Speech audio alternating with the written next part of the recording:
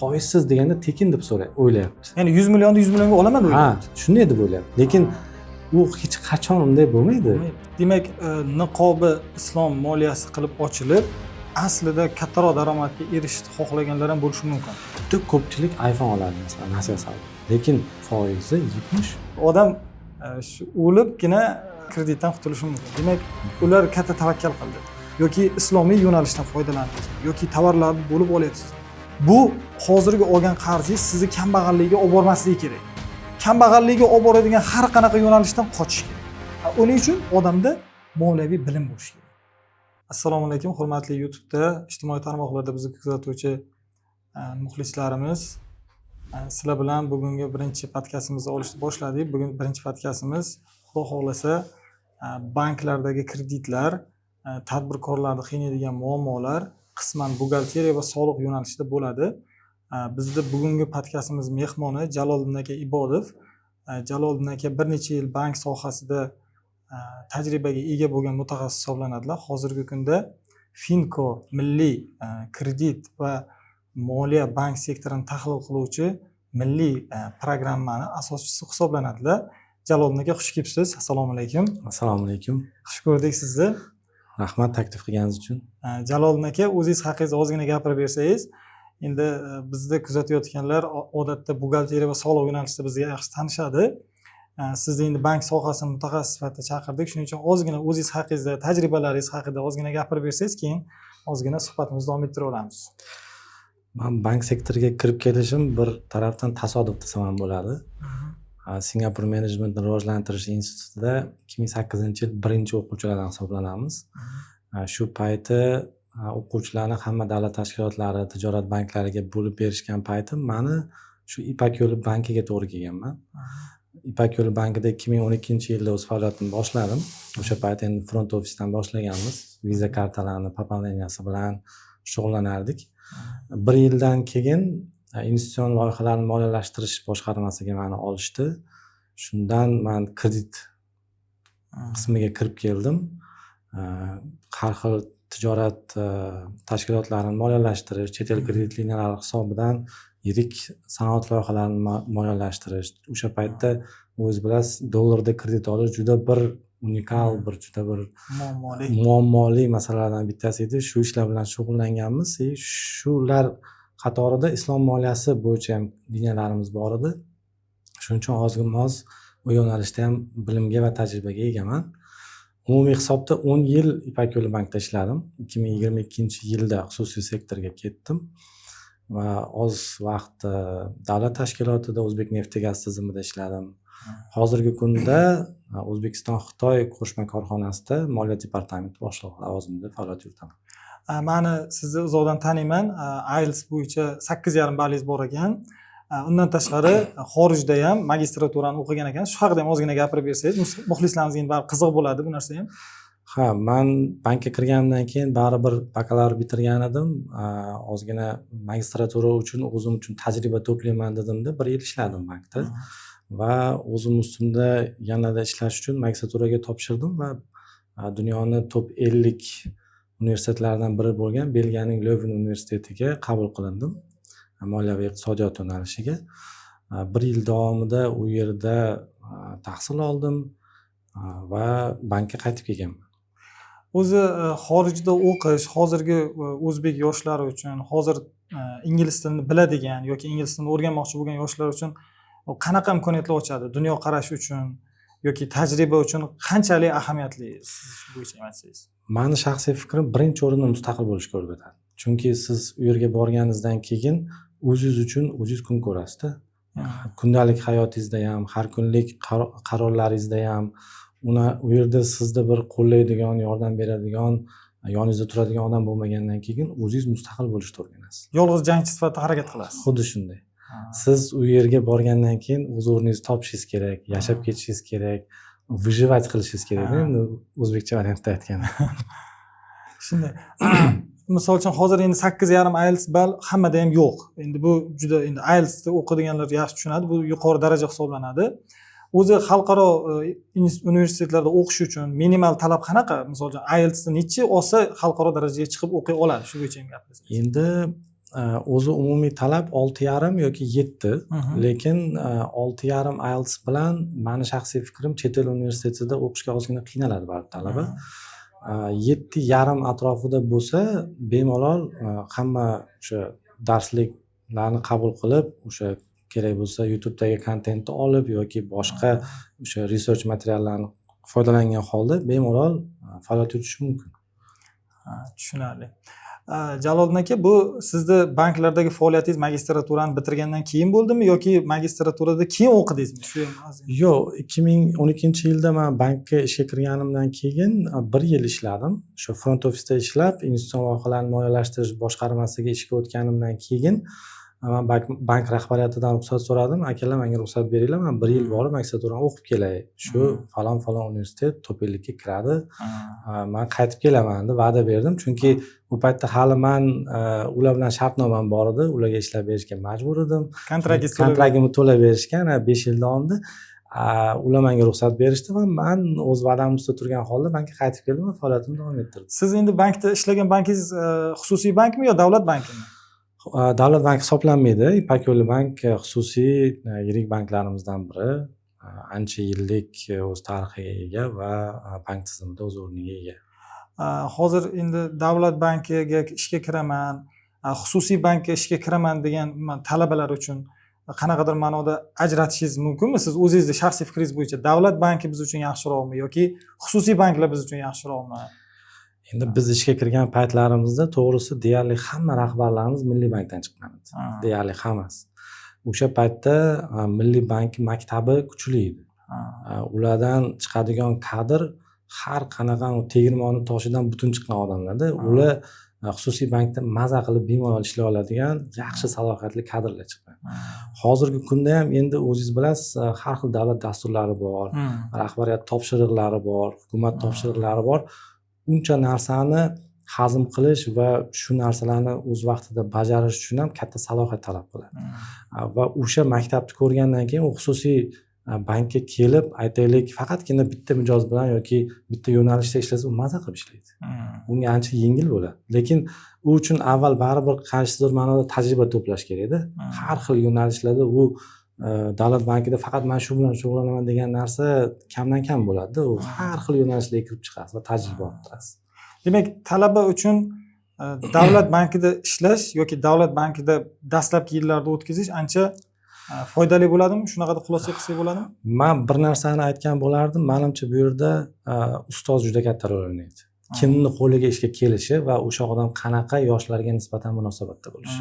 Chunki u agar ochiqlik bilan to'g'ri munosabat ko'rsatib, yo'l ko'rsatib, ishini o'rgatsa, u juda ham foydali ustoz shogird munosabati bo'ladi va u keyinchalik o'sha yoshga yaxshi bir yetuk kadr bo'lishga juda katta yordam beradi. Lekin o'zini ishidan qo'rqib, sen meni joyimni egallab olasan degan ma'noda qaraydigan bo'lsa, u yerda hech narsa o'smaydi.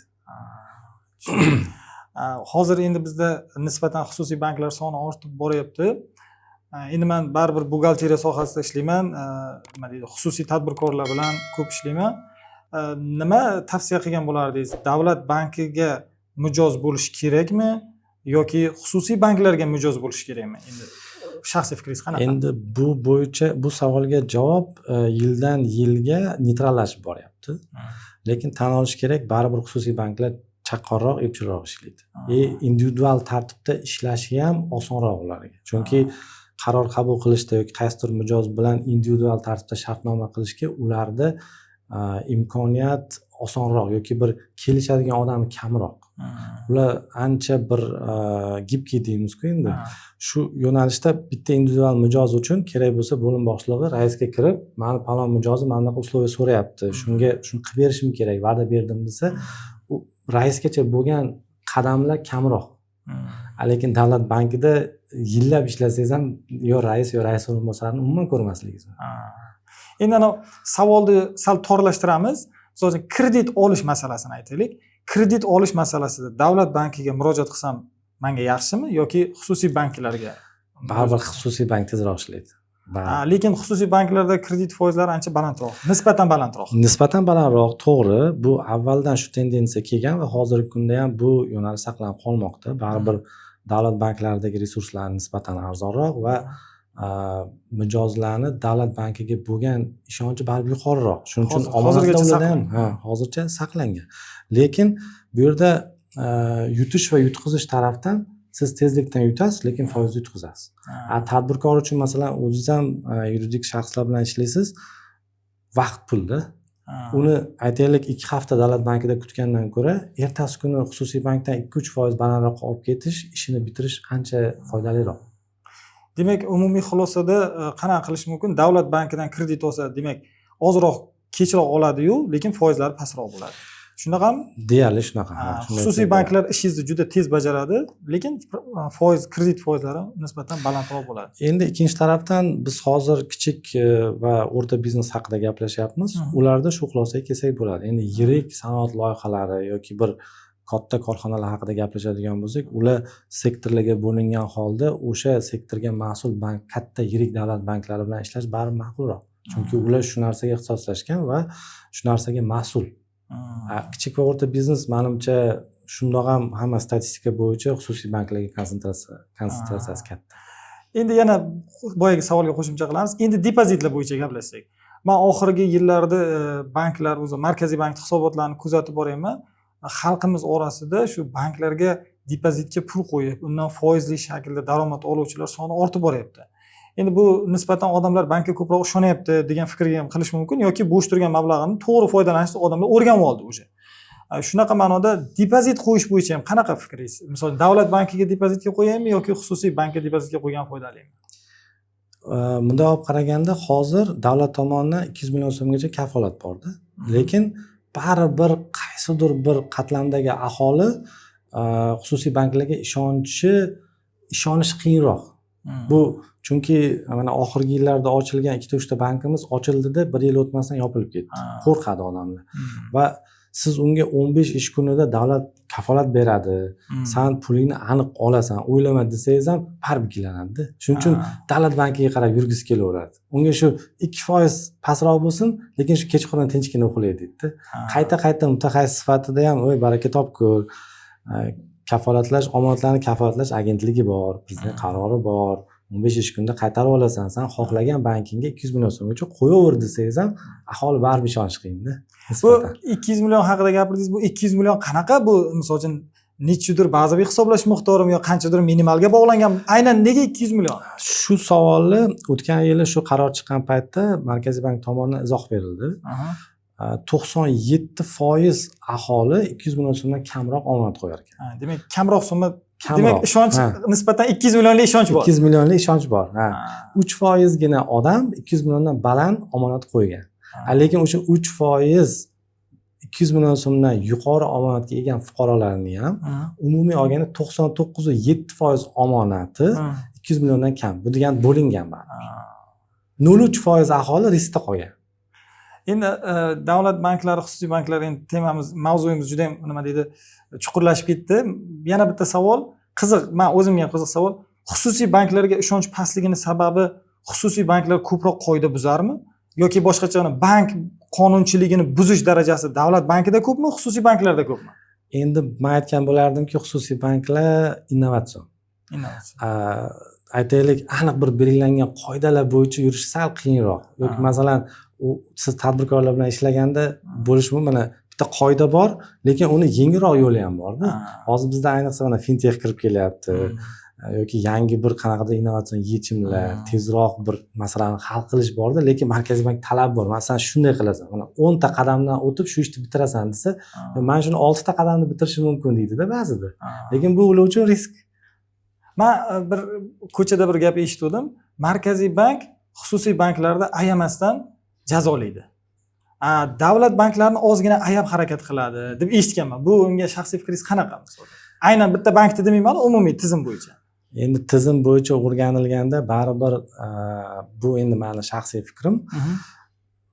Davlat bankini siz agar jarima qiladigan bo'lsangiz, jarima davlat bankidan Markaziy bankka o'tsa, davlatni bir cho'ntagidan ikkinchi cho'ntagiga o'tgan gapda. U oxir oqibat baribir soliq to'lovchining hisobidan to'lanadigan jarimada. Xususiyni siz jarima qiladigan bo'lsangiz, u xususiy egalar cho'ntagidan keladi. Shuning uchun baribir ikkalasi ham bitta onani bolasi, Markaziy bank ikkalasiga ham qaraydi, lekin bittasiga baribir sal o'ng ko'z bilan qaraydi deb o'ylayman. Shunday. Hozir men kuzatuvlarim shunaqa bo'lyaptiki, bir nechta davlat banklari oxirgi yillarda xususiylashtirilyapti. Yoki jarayonda oxirgi kuzatganlarim, misol uchun Ipoteka bank xorijiy investorlarga sotildi. Yoki bir nechta boshqa davlat banklarini ham xususiylashtirish jarayoni ketyapti-da. Davlat shu narsadan manfaatdormi? Davlat bu narsani pul uchun qilyaptimi yoki raqobat muhitini, iqtisodiyotni yaxshilash uchun qilyaptimi? Qanaqa fikringiz? Bu bo'yicha meni shaxsiy fikrim, bizani o'zimiz tashkilot Ipoteka bankda mijoz. Ipoteka banki oldingi holati bilan hozirgi holatini solishtiradigan bo'lsak, u privatizatsiya qilingandan keyin ancha muncha yangiliklar kiritilyapti, transformatsiya qilinyapti. Bu aytaylik minusda ishlayotgan filial bo'ladigan bo'lsa, davlat banki shu o'sha yerdagi aholi uchun shu kerak deb turib, shu barib turishi mumkin-da, lekin xususiy bank tarafdan olib qarasangiz, bu невыгодно, demak yopiladi. Shuning uchun bu optimallashtirish va o'z o'rnida ko'proq investitsiya raqamli texnologiyalarga va masofaviy xizmat ko'rsatishga. Endi davlat banklari ham harakat qilyapti, ular orqada qolmayapti. Ba'zi bir ilg'or banklarimiz bor, masalan, Agrobankka aytishimiz mumkin, juda ko'p yangi yechimlar taklif qiladi. Xususiy banklar bilan bir qatorda desak ham bo'ladi. Lekin juda ko'p hollarda men o'zim ishlagan paytlarimda ham davlat banklarini filiallari minusda, lekin baribir o'sha yerda bo'lish kerak shu filial, shuning uchun turadi. Ikkinchi tarafi NPL ko'rsatkichi bor, ularning minusga kirib ketishi bor, qo'shimcha administrativ xarajatlarni qoplash kerak. Umumiy davlat banklarini iqtisodiyotga bo'lgan nagruzkasi yalpi ichki mahsulotning 2% gacha deb baholanar ekan. Bu juda katta summa-da. Uni siz davlat miqyosida, davlat budjeti miqyosida 2% olsangiz, buni siz agar ekonom qilish imkoniyatingiz bo'lsa, nega? Shunday. Endi shunaqa taxmin qilsak bo'ladiki, davlat baribir xususiylashtirishni davom ettiradi. Iqtisodiyot uchun bu yangi qon deydimi, nima deydi? Odamning qonini almashtirib tursa, nima deydi-yu, odamning qoniga yangi qon qo'shib tursa, uni harakatlari ham, ilmi ham, miyasi ham ishlash boshqacha bo'ladi. Bu ham xorijdan kelayotgan, o'sha sotib olayotgan investorlar ham bu iqtisodiyotga yangi qon deb qabul qilamizmi? Shunday bo'ladimi? Xuddi shunday. Bu o'z o'rnida raqobatni ham rivojlantiradi. Bu endi mijoz uchun kurash boshlangan hozir. Men masalan o'sha 2012-yilda aytaylik bankka kirganimda mijozlar bankka iltimos qilib kelardi. Kredit so'rab, boshqa qilib, oddiy hisob raqam ochishga ruxsat olish kerak edi. Hozir hamma joyda talash. Siz mana o'zingiz tadbirkorlar bilan ishlaysiz, 10 ta bank har kuni chiqadi. Mangaki 0 qilib beraman, mangaki unaqa qilib beraman. Yangi firma ochib qolamiz-da, yangi firma ochsak, u hali bizni firma ochilganimizni ko'pchilik bilmaydi, lekin banklar biladi. Biladi. Topib bizga shot ochinglar deb aytdi. Ayniqsa mana shu xususiy banklarni men e'tibor berib kuzataman-da. Biz mana shu bankdan keling, biz sizga nima xohlasangiz sharoit qilib beramiz. Xuddi shunday. Bu endi demak mijoz uchun talash deydimi? Endi ikkinchi tarafi ham bor-da. Sizni umumiy olgandagi o'sha mijozlaringizni bankdagi qoldiqlari bor. Ularning xodimlarining kartasidagi qoldiqlari bor. Bularning hammasi tekin resursda bank uchun. Qancha ko'p mijoz bankka kelsa, shuncha ko'p o'sha operatsion xarajat uchun saqlab qo'yilgan yoki ortiqcha pullar bankda saqlanyapti. Oylik to'laganingizda ham xodimingizga 10 million bersangiz, 1 million ishlatib 9 million masalan kartada qoldi, bu ham bank uchun resurs. Umumlashtirgan holatda. Shuning uchun qancha ko'p mijoz bo'lsa, shunchalik ko'p pul degan bank uchun. Bankirlar tilida aytganda korshot. Korshotni katta bo'lishiga nima deydi? Xizmat. Endi u korshot oldin juda muammo bo'lardi. Men o'sha bankda ishlaganimda kimdir kattaroq pul tashlanasa, biz kattaroq pul chiqara olmaydigan paytlarimiz ham bo'lgan. Hozir unaqa muammo yo'q. Men ham oxir paytlar kuzatayman, banklarda korshot masalasi ancha nima deydi, yaxshilanib qoldi. Bu o'sha yagona info rejimiga o'tilganidan keyin ancha yaxshilanib qoldi hayolimda. Ko'p banklar endi yagona info rejimiga o'tyapti. Masalan, Milliy bankni ko'rdim, Aloqa bank, Sanoat qurilish banki, hamma deyarli ko'pchilik banklarni ko'raman, yagona infoga o'tishi menimcha korshot masalasini hal qildi shekilli. Endi masalan, xususiy banklarda men misol keltirishim mumkin. Juda bir katta mijozni bitta filialga olib kelib olsa, bizni o'zimizda ham bo'lardi. Bitta filialimiz kerak bo'lsa, qolgan filiallarni bemalol pul bilan ta'minlardi. Korshot bilan ta'minlay olardi. Chunki uni bitta yirik mijozi shunchalik ko'p darajada pul ishlardiki, qolgan filiallar minusda bo'lsa ham u bemalol korshot bera olardi. Hozir yagona info tizimini tasavvur qiling, butun bankdagi hamma bir joyga jamlangan. Bitta joyda turibdi-da. Bitta joyda turibdi, xohlagan filial xohlagan vaqtda ishlatadi. Shunday. Men endi odamlarni oxirgi paytlarda banklarga ishonchini kuzatyapman. Ishonchni ortishiga menimcha ko'proq kredit berilganligi sabab deb o'ylayman. Odamlar istalgan paytida istalgan summada kreditini olishyapti-da. Endi mana mikroqarz deydi, ipoteka kreditlari deydi, yo avtokredit deydi. Bu qarzlarni olish odamlar uchun qanaqadir odatiy kun tartibiga aylandi deb o'ylayman. Oldinlari bitta odam ipoteka kredit olganini eshitsam men hayron qolardim. Chunki eshitganman, rais yo kuzatuv kengashi bu narsani tasdiqlagan ekan. Ipoteka kredit endi uzoq muddatli kredit bo'lgani uchun. Hozir ipoteka krediti 1-2 kunda chiqar ekan, agar yaxshilab kurashsa, hujjatlar joyida bo'lsa. Shu kreditlarni xalqqa ochilib ketgani bu odamlarda endi bankka nisbatan ishonch uyg'otdimi? Qanaqa? Endi buni bir tarafdan ishonch ham desangiz bo'ladi, ikkinchi tarafdan risk hamda, lekin Bank uchun.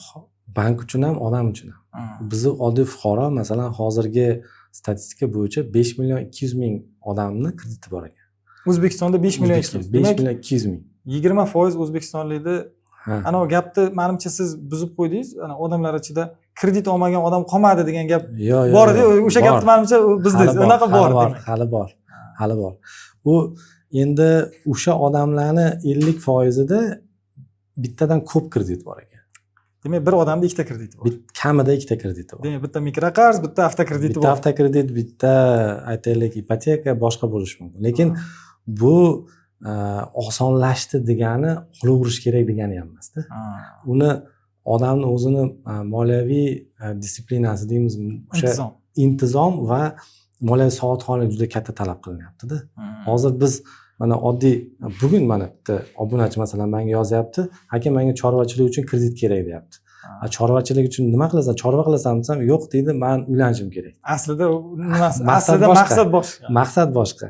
O'shani maqsadli yo'naltirsa, u qayta effekt berib, shu bir foyda olib kelsa, u aktiv yoki o'sha faoliyat yoki o'sha kichik biznes, unda masala yo'q. Lekin uni biz kundalik ehtiyojlarimizga ishlata olsak, to'y qilsak yoki endi hammadan har xil sharoit, masalan, kimdir kasal bo'lib qoladi, operatsiyaga to'laydi yoki ta'lim kreditini o'rniga mikroqarz oladi. Bunaqa holatlarda bu minusga ishlab qoladi-da. Demak, banklar tomonidan ajratiladigan kreditlar sizni ishonchingizga kirish uchun ular harakat qilyapti-yu, lekin siz o'zingiz intizomda ushlamasangiz agar harakat qilishyapti, lekin suiiste'mol ham qilinayotgan joylari bor-da.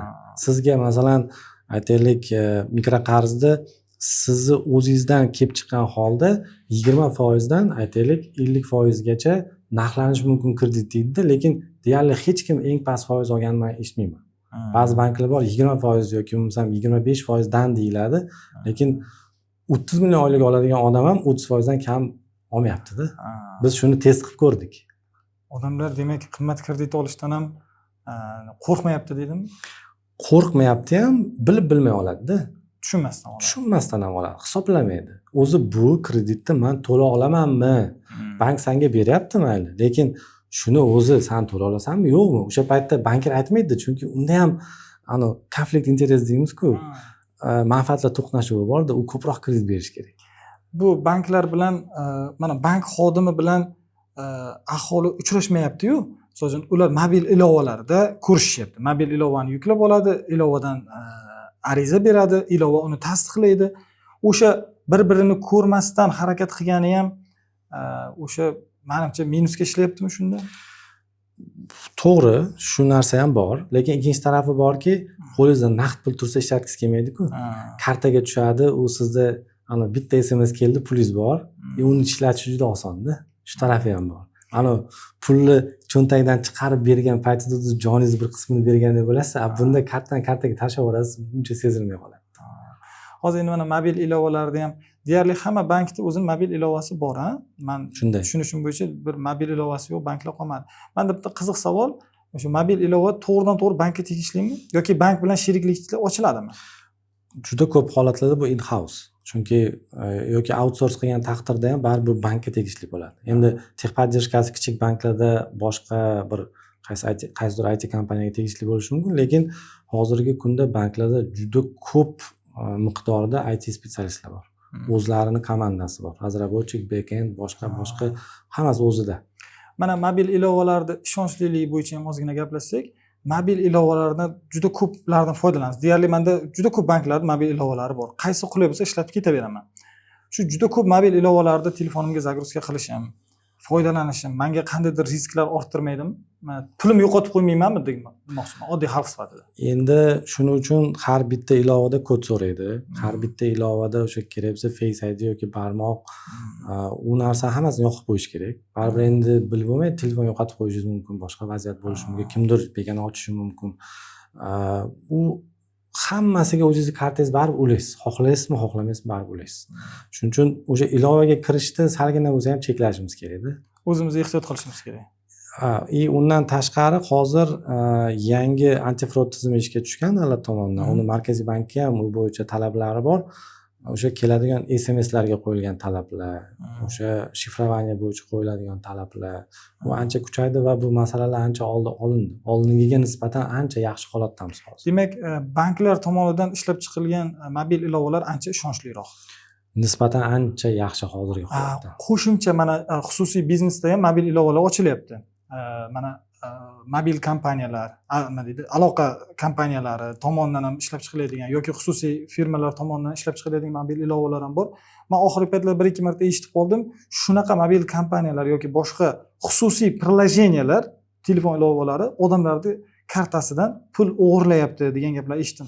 Bu narsalar qanchalar haqiqat yoki odamlar tushunmasdan gapiradi? Endi buni masalan Humans misolida olsak bo'ladi. Xuddi shuni esimga Humans endi u yerda nima bo'ldi, qanday bo'ldi, bu bir ochiqchasiga aytilmadi. Biz uchun ham mavhum qoldi, lekin bo'lgan fakt odamlar Humans kartasidan yoki biriktirilgan kartadan pul yechilib ketdi.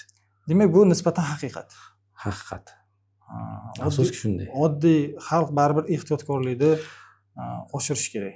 Endi bu bo'yicha hozir masalan biz o'zimiz mana hozir o'sha fintech platformani aytib o'tdingiz. Finko fintech platformasini ishlab chiqish jarayonida majburiy bo'lgan kiberxavfsizlik bo'yicha talablar bor. Buni kiberxavfsizlik agentligi orqali biz uni sertifikatini olishimizga majburmiz. Va shu narsa o'sha etapda bir necha marta bizga qayta aloqaga chiqishadi. Falon joyda xato bor ekan, falon joyda muammo bor ekan, falon joyini to'g'irlab ber. Shu narsani maksimal e'tibor berish kerak-da baribir. Hozir bu kiberxavfsizlik va kiberhujum juda aktual masala bo'lib qoldi. Bu narsani endi to'liq oldi olindi deb bo'lmaydi. Baribir zo'rdan zo'r bor degandaka hakkerni ham kundan kunga kuchlisi chiqadi. Baribir ehtiyot bo'lish kerak. Tushunarli. Men har xil mobil ilovalar kuzataman. Qaysidir ilova protsentlari qimmatroq. Masalan, 1% dan ham ko'proq oladigan mobil programmalar bor. Lekin ularda ham mijozi juda ko'p. Odamlar arzon sirab, masalan, arzon komissiyalar yo pul o'tkazmalarida kamroq protsent yutqizaman deb ham u programmalar arzon bo'lsa ham tanlamasa, nimagadir qimmat programmalar tanlayapti. Nega shunaqa? Odamlar yo moliyaviy savodxonlik yetishmaydimi yoki u programmalar juda ham xavfsizmi? Shuni ayt. Menimcha ular xavfsizligidan ko'ra qulay. Imkoniyatlari keng. Masalan, men o'zim endi Ipak yo'li bankda ishlaganim uchun haligacha o'zi ipoteka mijozi bo'lsam ham, Ipak yo'lini mobil prilojeniyasini ishlataman. U menga qulay bo'lib qolganda, lekin ba'zi joylarda oqsaydi, masalan, viza kartalarga pul tashlash bormi yoki bir ikkita imkoniyatlari sal cheklangan joylar bor, shu paytda majbur bo'laman Payme'dan foydalanaman. Lekin Payme'da shu integratsiya bor, shu narsa ishlaydi. Shuning uchun u qimmatroq bo'lsa ham imkoniyati keng. Va UI'da ham gap katta-da. Ko'p men bu davlat banklarini ba'zi bir mobil ilovalarini ko'raman, o'zi eskirganda. Uni siz bir ishlatgingiz ham kelmaydi-da. Lekin mana bu Payme, Click yangi imkoniyat qo'shishdan tashqari UI ham yaxshilab boradi. Ya'ni bir siz user experience deymiz, uni siz qo'lingizga olgan payt ishlatgingiz keladi-da, yoqadi. Uni turishi, o'sha rasmi, qimmatligiga e'tibor bermaysiz. Qimmatligiga uncha e'tibor bermaysiz. Yaxshi ishlaydi. Oddiy xalq, men esimda bor, birinchi kartadan kartaga pul o'tkazmalar boshlangan paytda o'sha Payme boshlab berdi adashmasam-da. Keyin Uzcard uni orqasiga qo'shildi, uzcard.uz bo'lardi. Demak, odamlarda birinchi nima deydi, ishonchiga erishib olganda ular. Endi ular birinchilardan bo'lib bozorga kirgani uchun baribir ularni bazasi katta. Yangi bu bozorga kiraman degan odam bir qanaqadir juda katta innovatsiya bilan kirmasa, hozir o'zi innovatsiya qilish o'zi juda qiyin bo'lib ketdi. Qiyin masalada baribir ishlab turgan, doimiy o'rgangan mijozni boshqa to'lov tizimidan tortib olish qiyin masalada. Masalan, men shu aytganimdek bitta shu ilovaga o'rganganmanmi, bo'ldi deyarli 99% bitta ilovadan foydalanaman. Qimmat bo'lsa ham o'tib ketaverasiz. Yo'q, endi faqatgina majbur bo'lsam, mana shu payme yoki klikdan foydalanishim mumkin. Qolgan payt shu Ipak yo'li ilovasidan foydalanaman. Chunki o'rganib qolganman shu narsaga. Mani uni paymedan har doim foydalansam bo'ladi, foizi bir xil bo'lsa ham. Lekin nimagadir bog'lanib qolganman-da. Endi ko'pchilikda shunaqa menimcha. Bittasiga o'rgangan, mana Aloqa banki Zumradi bor, masalan, Xalq bankining xaznasi bor. Ba'zi bir o'rtoqlarim bor, shu xaznadan pul tashlaydi, chekini ko'rasiz-ku, tashlab bergan paytda. Ular ham shunga o'rgangan-da. Mana mikroqarzlar haqida ham ozgina gaplashsak, mani mikroqarz olib to'lamay yurgan tanishlarim bor. Ular aytadiki, yani hazillashib aytishadi, o'zlari ko'chada gaplashib qolgansiz. Bu qaytarilmaydigan kredit deb hazillashadi. Shunaqalarga qanaqa fikringiz? Misol uchun, u aslida menda variant bor. Birinchi variant, bank xodimi u kredit summasi ancha kichkina bo'lgani uchun o'zining yonidan to'lagan. Bu birinchi variantim. Ikkinchi variantim, bank buni baribir undiradi. Endi bu mayli tizim sizdan majburlab undira olmasligi mumkindir. Nomingizda masalan avtomobil yo'q yoki uyingiz yo'qdir, boshqadir. Ikkinchi tarafi borki, bu baribir bo'yingizga olgan qarzda. Uni baribir to'lash kerak-ku.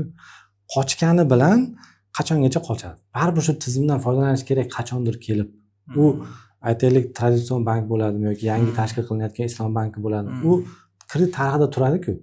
Bir marta bankni aldadi va to'lamadimi?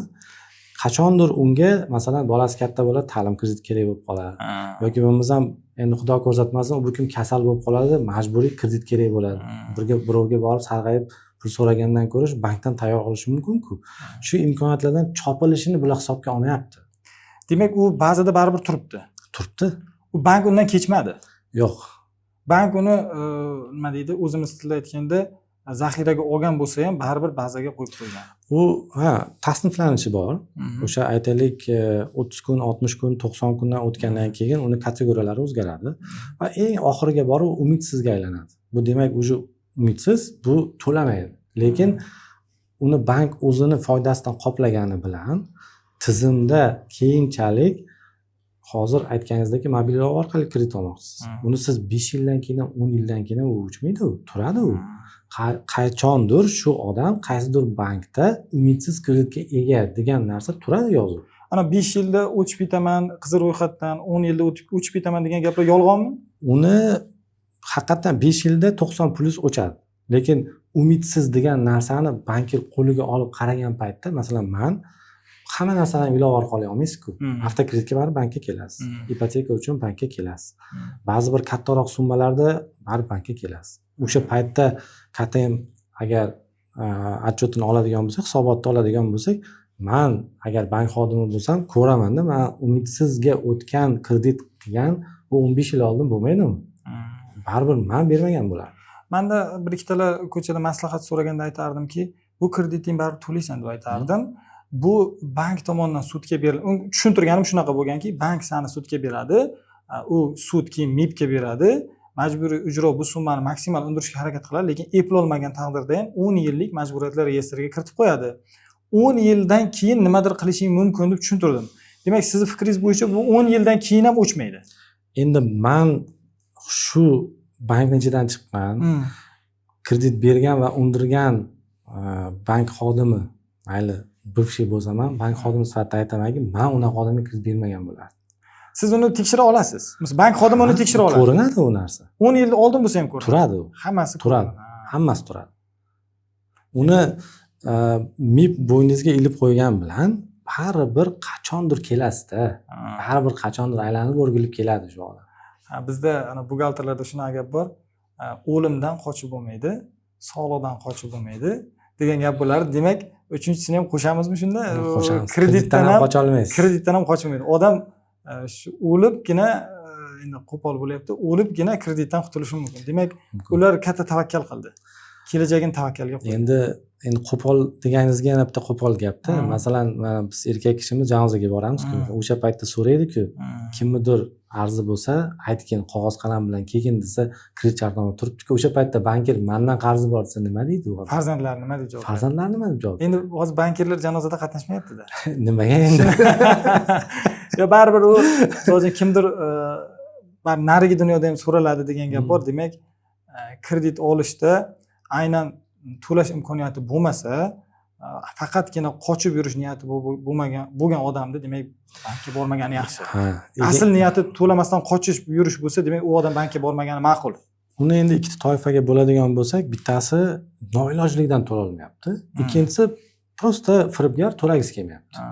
U noilojlikdan to'lamayotgan odam agar vaziyatni tushuntirsa, bankir ham odam, undiruvchi ham odam, MIB xodimi ham odam. U vaziyatni tushunadi, vaqt beradi, uni har kuni kelib to'polon qilib janjal unga ham kerak emas bu narsa.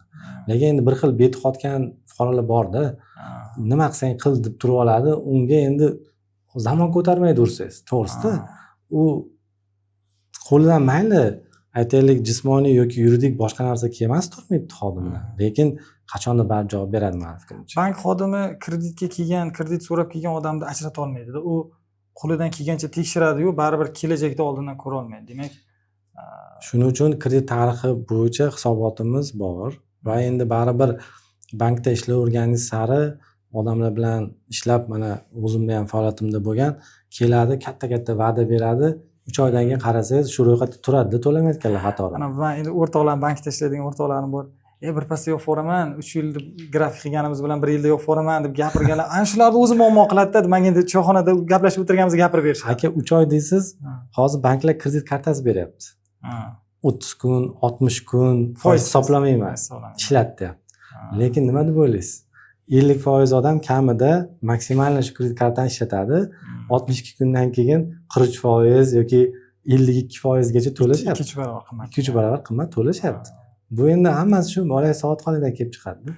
Men odamlarni ancha ko'pchilik qismi endi kredit olish jarayoni tezlashib ketdi. O'zim shaxsiy fikrim, odamlar nega kredit ko'p oldi? Odamlarda eski qarzlarni yopishga oldi deb fantaziya qilaman o'zimcha. Ana eski yamalarni yopish uchun deydi-ku, eski yamalarni yopish uchun hozirgi yangi qarzlar olindi deb tasavvur qildim men oxir paytlar. Bu bo'yicha rasmiy statistika bor. Buni Markaziy bank so'rovnoma o'tkazgan. Bir 6000 kishidan so'rabdi. Nima uchun o'zi ishlatding mikrokreditni? Buni ichida endi ta'lim uchun ishlatganlar, davolanish uchun ishlatganlar bor. Maishiy texnika olgan, telefon olgan, mikroqarzlarda endi chunki avtokredit maqsadli, ipoteka maqsadli.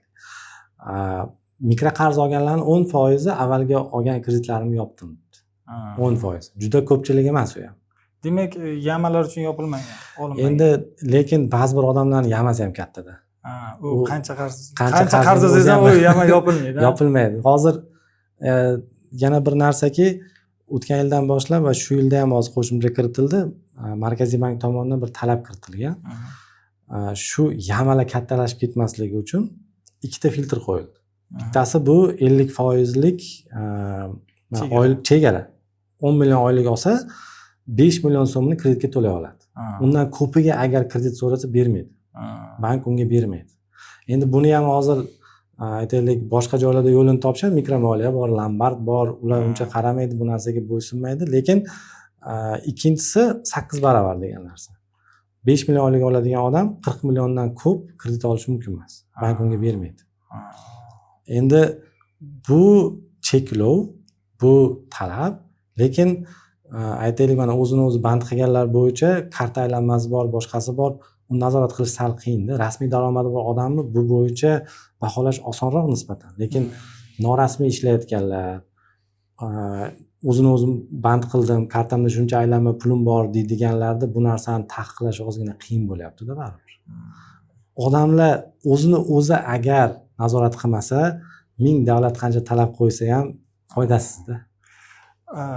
Kredit olib endi tijorat qilishyapti. Kredit olib hozir kundalik vaziyatdan chiqishyapti. Endi odamlar davolanish, kundalik ehtiyojlarga baribir pul kerak.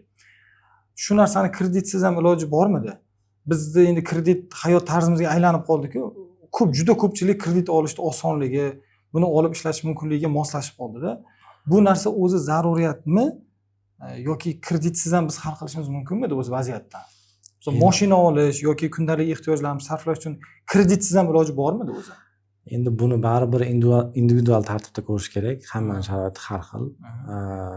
Baribir qaysidir ma'noda besabrligimiz bor. Hozir ancha osonlashgani uchun aytaylik, Gentra haydashga qurbimiz yetsa ham biz Malibu olgimiz keladi-da. Kreditga qiziqamiz. Shuni kreditga boraman, 3 yilda to'layman, 5 yilda to'layman.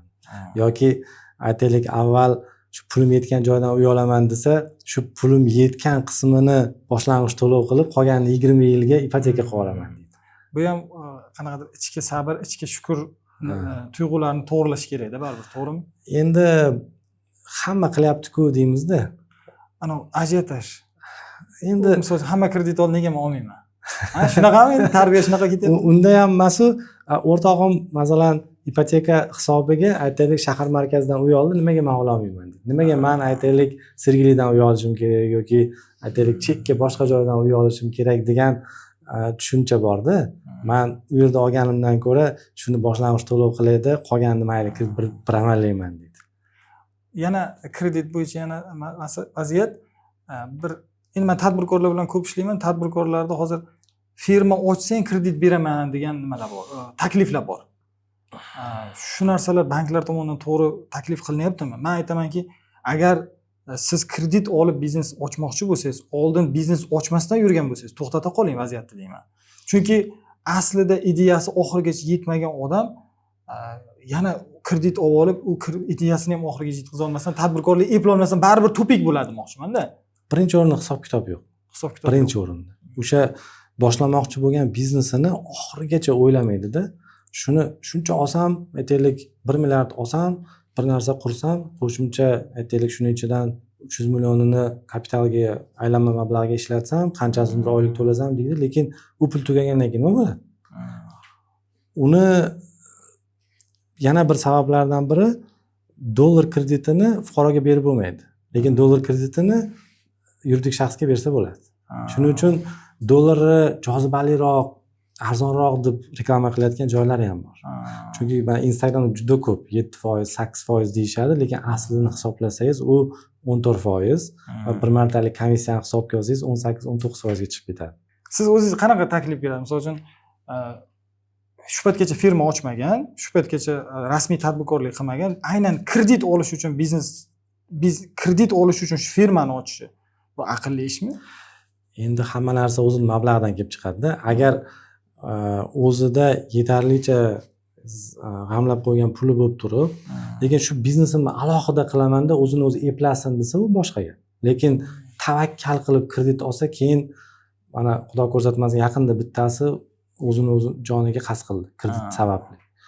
Hozir biznesga deb katta pul olib, keyin uni to'la olmay, o'zi bittagina uyi bo'lib turib, o'sha uydan ayrilsa, u odamni holatini tasavvur qilish qiyin-da. Endi u narsani men tavsiya bermayman. U juda bir noto'g'ri yo'l. Bundan baribir ehtiyot bo'lish kerak. Kredit bir tomondan sizni biznesingizni tepa darajaga olib chiqishi mumkin.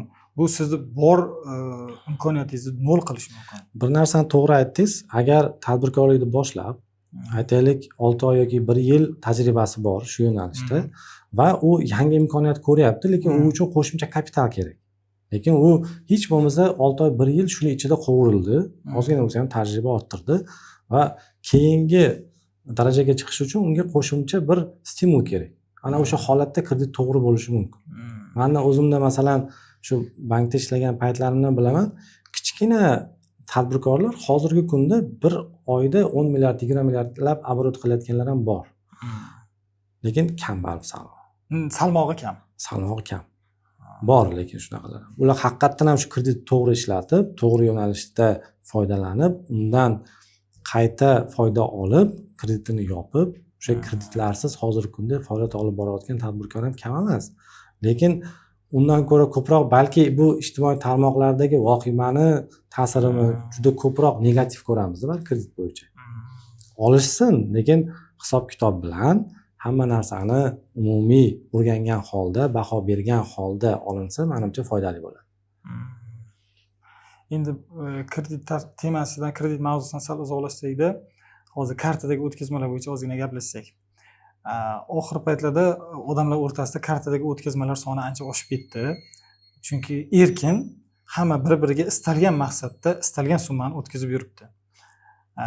Shularni qonuniyligi, banklar tomonidan tekshirish haqida gaplashsak. Misol uchun ba'zi vaqtlarda summa juda ham kattalashib ketsa, banklar tomonidan blok qilinadi. Kartalar blok qilinib, o'sha kartasi bor odam bankka kelishiga ixtiyoriy majburiy olib kelinadi bankka. O'zi banklarda vakolati qanaqa kartani bloklash bo'yicha? Endi banklarda plastik kartalar bo'yicha bitta nizom bor, Markaziy bankning nizomi bor. O'sha bo'yicha ish olib borishadi va lekin har bir bankka o'zini ichki tartib qoidasi bor. Kimlardir qo'yib beradi shu оборотga, kimlardir shu aytganingizdek qanchadir miqdordan oshsa blokka tushirib qo'yishadi.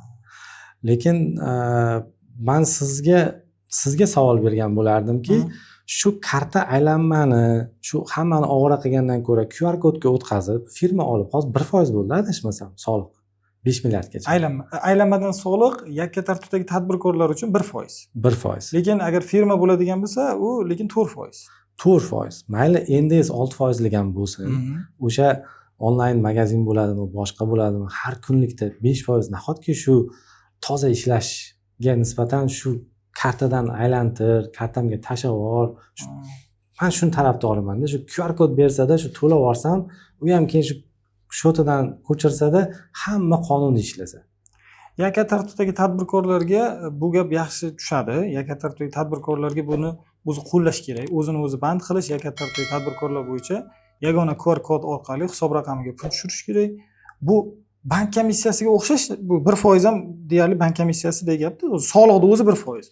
Shuning uchun men tavsiya qilardim, yakka tartibdagi tadbirkorlarga menimcha yo'li yana ham ochilib ketdi. Oldin 1 milliard bo'lsa, hozir 5 milliard bo'ldi. Undan ham minimal oshishi hisobiga undan ham balandlashadi. Shuni hisobiga YTTlarga yagona QR koddan maksimal foydalanish kerak. Bular o'ylayapti, soliq organlari bilmaydi deb o'ylayapti. Soliq organlari hammasini biladi. Soliq organlari hozir sizni jim turishibdi xolos. Agar ular haqiqatdan maksimalni nimani yoqishsa, rejimni yoqishsa, hech kim u tizimga dosh bera olmaydi. Buni oldindan biladi soliqchilar. Hozircha tadbirkor prezident himoyasida. Xuddi shunday. U prezidentimiz hozir biznesga imkoniyat ber, mayli qo'y ishlasin, oyoqqa turib olsin deyapti-da, lekin ko'p tadbirkorlar ozgina baribir suiiste'mol qilayotgan joylari ham bor. O'zi o'tgan yili 4% edi. Shu hozir 1% ga tushdi-ku. Shuni ham baribir suiiste'molgarchiligi ko'p-da. Agar firma ochsa 4%, to'g'ri. Endi firmaniki eskiday saqlangan, lekin kartadagi o'tkazmalarga baribir ehtiyot bo'lish kerak. Meni firmalarimga har xil soliqdan xatlar kelgan. Bitta xodimni kartasida juda ko'p marta pul aylangan. Soliq idoralari buni tahlil qilgan va firmaga xat yuboryapti. Firmaga aytayaptiki, siz o'sha soliqdan qochdingiz. Men bu xodimingizni jishi sheri orqali, PNFL raqami orqali analiz qildim.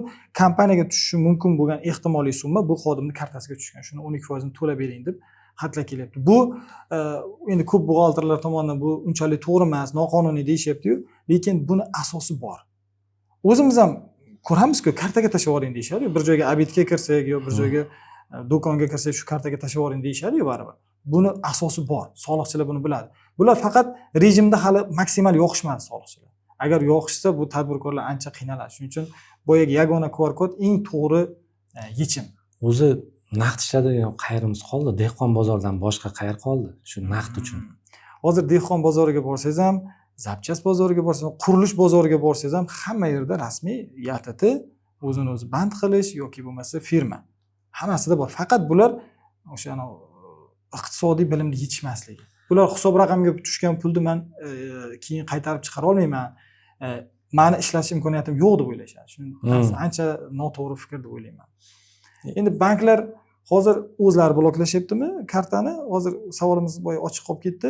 O'zlari bloklashyaptimi yoki soliq yoki departament, prokuratura huzuridagi departament? Ikki xil holat bor. Banklar o'zi ham bloklashi mumkin. Mijozda o'zi ham bloklashi mumkin. Yoki bo'lmasam endi prokuratura organlari yoki suddan kelgan talabnoma asosida bloklanishi mumkin. Bu besabab bo'lmaydi baribir. Nimadir ba'zi joylarda avtomatik triggerlar bor. O'sha qaysidir aytganingizdagi summadan o'tgandan keyin yoki qanchadir miqdor количество shu tranzaksiyadan keyin blokka tushadi. Lekin hamma bankda u har xil, chunki ichki tartibi har xil. Demak, uni bank xodimi bloklamadi, demak uni bankda o'zini ichki programmalari blokladi. Programmalar avtomat ravishda ko'pincha avtomat ravishda qanchadir bir qo'yilgan stop faktorlar borda, o'sha stop faktor asosida blokka tushadi. Endi ularda ham compliance bor, ichki nazorat bor. Hozir kartasi blok bo'lgan odam bankka borib nima deb tushuntiradi? Endi men tadbirkorlik qilganman dedim yo qarz olganman, qanday qilib ochib oladi o'sha qiziq joyi? Endi uni nima uchun tushganligiga ham qaraymiz-da. Bankka asoslab berish kerak. Asoslab beradi-da. Agar Demak, u soliqdan qochib tadbirkorlik yo'nalishi bo'ladigan bo'lsa, u baribir bank uni solig'ini departamentga beradi. Endi so'rov asosida bo'lsa berishga majbur. Chunki unga jinoiy ish ochilgan bo'lishi kerak yoki qaysidir bir delo asosida unga so'rov kelganda bankka. U bekordan bekorga blokka tushib uni ma'lumotini bera olmaydi, chunki bank siriga kiradi. U o'zi kichik tranzaksiyalar bank siri, hammasi bank siri. Karta bo'yicha xohlagan обороtingiz bank siriga kiradi. Lekin suiiste'mol qilingan holatda yoki qanday shubhali operatsiya bo'lgan holatda, aytaylik, o'sha jinoiy ish ochilgan holatda endi bank berishga majbur, chunki qonunda bu narsa ko'zda tutilgan. Endi kartadagi pullar temasiga yana ham chuqurlashsakda, xakerlar haqida ozgina gaplashsak, kartamdan xakerlar pul o'g'irlasa, aybdor manmi? Ya'ni o'zimmi yoki xakerlarmi? Qiziq savol mana shu ham. Unda biron xaker. Uni ko'pincha baribir sababchisi o'zimiz bo'lib qolyapmiz-da, ko'pincha. Har xil bahona qilib bizdan kod so'rashadi. Har xil bahona qilib. Men o'zimga har xil banklardan men deb telefon qilishadi-da. Endi men o'zim bankdan chiqaman, ular bilan qanday gaplashishni yaxshi bilaman. Masalan, oddiy sotuvý telefondan chiqyapti. U 78 kod emas, 71 kod emas, sotuvýdan chiqib, men falon bank xodimiman deydi. Men ularga aytamanki, yo'q, qaysi bo'limda ishlaysan deyman. Keyin falon bo'lim desa, falonchani taniysan, men ham o'sha yerdanman deyman. Hayron bo'lib qoladi. Lekin ana investitsiya taklif qilishadi. Pul ishlaging kelyaptimi deydi. Millioner qilib yuboraman seni deydi. Yo'q deyman, sen kel deyman, men oliy ma'lumotliman, men senga o'rgataman deyman. Ular asabiga tegaman-da. Lekin ko'pchilik qo'shimcha daromad qidirib yurgan odam qulog'iga yoqadi-da. Masalan, $100 $10 ming qilib beraman bir haftada desa, ilinib qolyapti-da. Eng qizig'i, pul yechilgandan keyin siz uni oxiriga yeta olmaysiz. Baribir bir 10 ta 15 ta kartadan sakrayapti u pul. Bitta kartada qolib ketmayapti-da. Ichki ishlarga yoki mana kiber xavfsizlik bo'yicha jinoyat organlariga murojaat qilsak ham, u katta ehtimol bilan demak qidirib topish qiyinmi shunda? Qanaqa? Ular shu ommaviy axborot vositalarida ko'p e'lon qilishdi, juda katta bandalarni.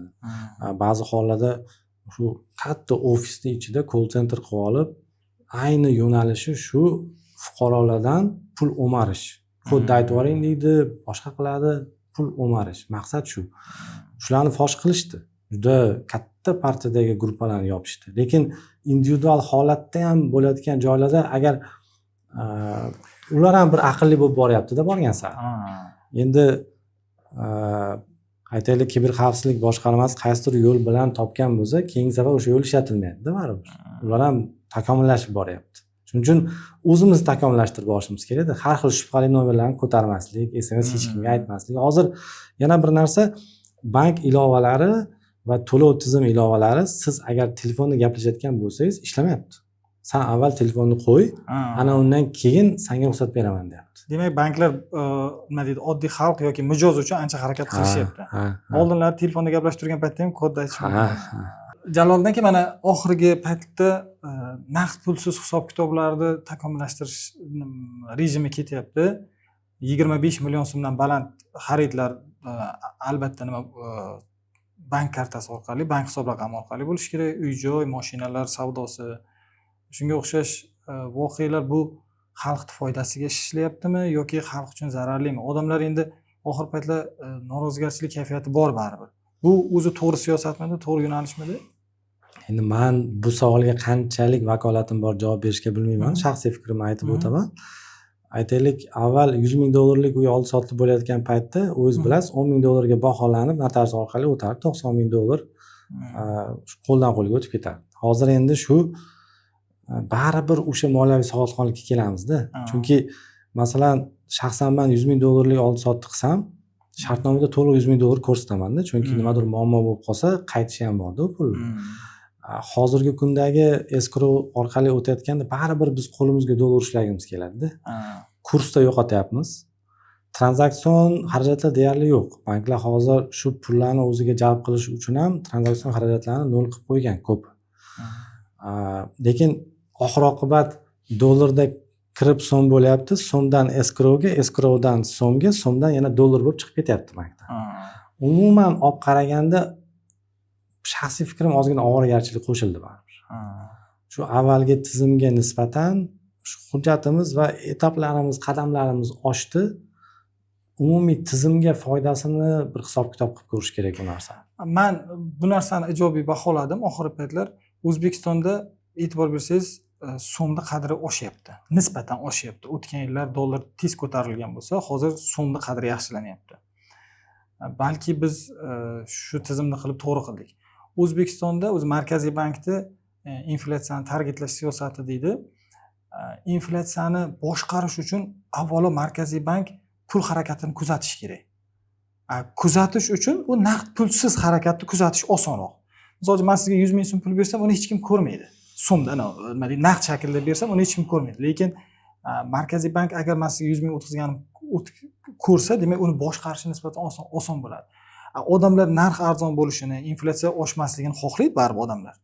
Bu menimcha to'g'ri yo'nalish bo'ldi. Nisbatan odamlar katta summadagi oldi berdilar, odatda uy-joy, mashina, shunga o'xshash voqealar bo'ladi-yu. O'shanda baribir naqd pulsiz harakat qilishi Markaziy bankni pulni kuzatish imkoniyatini beradi. Balki soliq tomonidan odamlarga jarayonda qiyinligi tomonidan baribir noto'g'ri eshitilishi mumkin-u, lekin baribir pulni to'g'ri boshqarish uchun davlat tomonidan uni pulni ko'rib turish kerak. Ko'rmagan pulni qanday boshqarish mumkin? Endi dollar bo'yicha to'g'ri aytdingiz, so'mimiz o'tgan yili kuchaydi. Bu kutilmagan va avval aytsangiz hech kim ishonmasdi. Masalan, dollar orqaga tushdi. Dollar orqaga tushdi, 7% ga tushdi o'tgan yil. Oldin bunday chiqardi, ana grafik tepaga chiqardi. Hozir pastga ham yuryapti. Pastga ham yurdi. Endi buni o'tgan yil sabablaridan bittasi aholi yostiq tagidagi dollarni olib, sandiqdagi dollarni olib, bankka olib sotdi, so'mda omonat qo'yishni boshladi. O'tgan yilgi statistikaga ko'ra 12 milliarddan oshiqroq dollar sotilgan, 7 milliard atrofida dollar sotib olingan. O'sha farq dollarning tushishiga va so'mning kuchayishiga sabab bo'ldi. Odamlar kamroq dollar talab qilishni boshladi. Ko'proq sotishni boshladi. Shu aytganingizdek tizimga ko'proq so'm kirdi. Omonatlar ham so'mda shakllandi. Kelgusida nima deb o'ylaysiz? Demak, so'm yana ham qadrlanadimi, qadri oshadimi? Endi bu eksport import balansimizga qarabdi. Baribir biz net agar importyor bo'lib qolsak, importimiz eksportimizga nisbatan agar ko'proq bo'ladigan bo'lsa, baribir qadrsizlanadi. Importyor kompaniyalar bizda ko'p, ha? O'zbekistonda import hajmi ancha baland-da, eksportga nisbatan. Eksportga nisbatan baribir baland. Buni endi muhtaram prezidentimiz har yili bir o'ta muhim yo'nalishlardan biri deb belgilab beradilar. Eksportni ko'paytirish kerak, eksportni ko'paytirish kerak. Sababi agar dollar kursini biz mo'tadil ushlab turmasak yoki nazoratda bir avval koridorda edi, hozir erkin qo'yib yubordi Markaziy bank. Lekin bir qaysidir ma'noda biz ushlamasak yutqizib qo'yamizda. U ham vahimaga to'g'ri kelib qoladi. Masalan, esingizda bo'lsa bir yillari bir oy ichida 1000 so'mga sakrasa vahima bo'lib ketdi. Endi u 2017-yil 2 barobar oshgani mayli. Undan tashqari bir qaysidir yil shunday bo'ldi, 700 so'm, 800 so'mga qisqa muddatda oshib tushsa, u vahimada. Bozordagi narxni ham belgilay olmay qolasiz. Nima bo'lyapti deb odamlarga vahima tushadi, tizimga ishonmay qoladi. Hozir mana stabil odamlar ko'proq omonat qo'yapti, so'mda omonat qo'yapti nisbatan. Chunki real foyda bor-da u yerda. Ko'pchilik mana inflyatsion targetirование dedik. Buni inflyatsiyani 7% atrofida desak hozirgi kunda omonat stavkalarining o'rtachasi 16-17%. Real 10% gacha daromad bor-da. Inflyatsiyani minus qilganingizda ham. Ba'zi banklar o'tgan haftagacha 22% gacha taklif qilishyapti. O'tgan haftagacha. Kecha Anor bank tushirdi. Bugun oxirgi Madad Invest bank bor edi, u ham 20% ga tushirdi. Demak, so'mning qadri balandlashib boryapti. Kelgusida baribir so'mga nisbatan ishonch oshadi. Oshirmasak bo'lmaydi. Bu sizni ham, meni ham, hammamizni manfaatimizda. Manfaatimizda, shunday.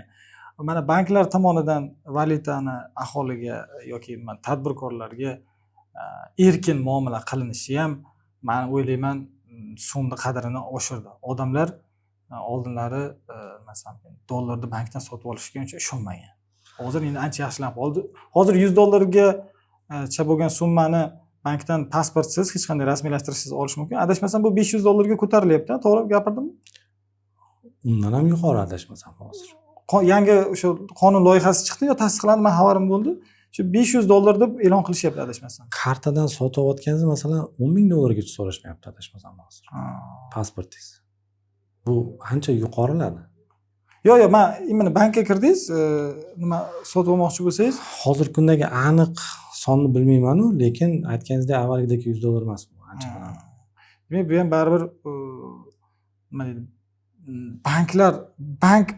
banklar aro oldi berdini ko'payayotgani. Oldinlari ko'chada dollar furushlar ko'p bo'lardi.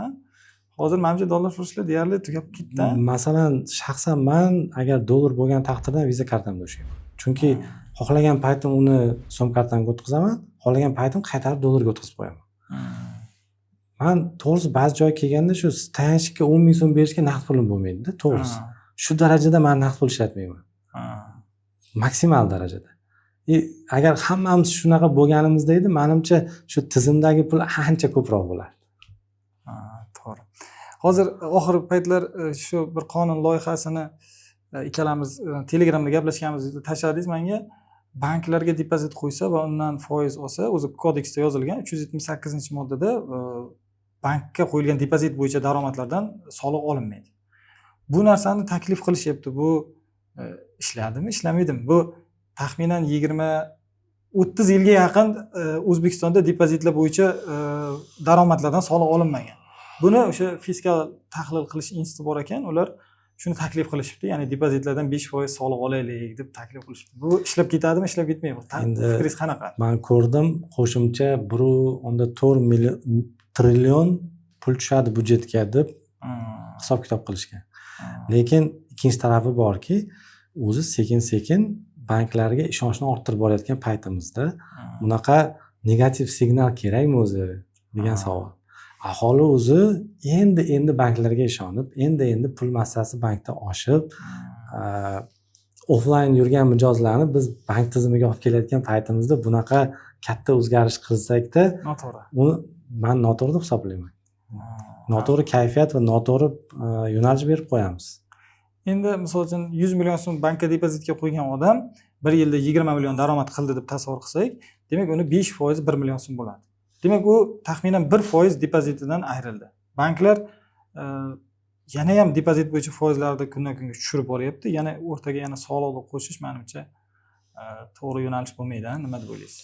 Men ham shu fikrga qo'shilaman. Endi buni hozir 14% lik depozit ham bor, 15% lik ham bor. Uni olsangiz 0.5-0.6% dan shu 1% gacha bo'lgan omonat stavkasida yutqizadi-da. Buni shundoq ham endi uzoq muddatda baribir tushadi stavka. Baribir tushadi, ilojsiz. Lekin yana bir banklarga ishonchsizlik bilan qarash bo'yicha bir sabab berishimiz kerak emas-da aholiga. O'zi o'zbeklar menimcha oldinlari shu uyda pul saqlardi, menimcha o'zbeklar o'zi pul saqlamayapti. Menimcha biz tushunishim bo'yicha ilmli inson borki, o'zi bank programmasi orqali bo'lsa ham depozitga qo'yibdi. Buni rag'batlantirish kerak. O'rtaga soliq qo'shish menimcha uncha to'g'ri. Endi yana bir qism O'zbekiston fuqarolari qolgan, bular e'tiqod sababli bankdan foydalanmayotganlar. Bu endi xudo xolasa mana islom moliyasiga yo'l ochildi, islom banklariga yo'l ochildi. Shu sandiqda qolgan oxirgi dollarlarni ham olib chiqamiz xudo xolasa bu yog'iga. Islomiy banklarga depozitga qo'ysa, ulardan daromad qanaqa qilib olinadi? Mana misol uchun 100 million so'm islomiy bankka qo'ysam, uni men daromadini qanday qilib olaman? U yerda u sherikchilik hisobida bo'ladi. U yerda u depozit deyilmaydi. Uni siz shartnoma bilan bankka ishonib topshirasiz. Bank uni qaysidir loyihaga ishlatadi. Ya'ni sherikchilik asosida boshqa bir o'sha murabaha bo'ladimi, boshqa bo'ladimi, biznesga yoki bo'lmasam siz masalan avtomobil olmoqchi bo'lsangiz, uni avtomobilni olib sotadi. O'sha mablag' sherikniki bo'ladi. Ya'ni endi hozirgi bank tilida gapiradigan bo'lsak, depozitorniki. Faqat u yerda ham foydaga ham zararga sherik bo'lasiz. U yerda nechidir foizgacha deyishimiz mumkin. O'zi foiz so'zini ishlatishimiz xato. Ustama deymiz.